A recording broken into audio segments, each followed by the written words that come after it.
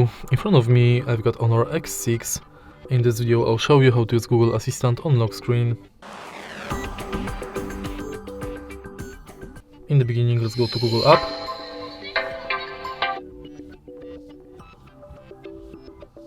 Enter menu and go to settings. Go to Google Assistant, voice match, and enable Hey Google function.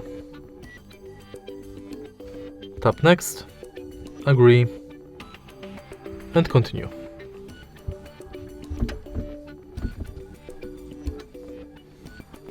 Now let's try it out. Hey Google. Now we are sure it's working, let's go back.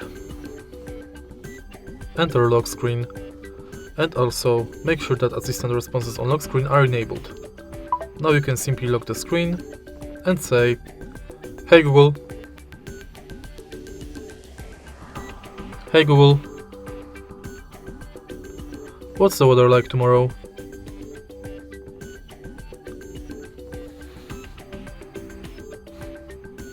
What's the weather like tomorrow?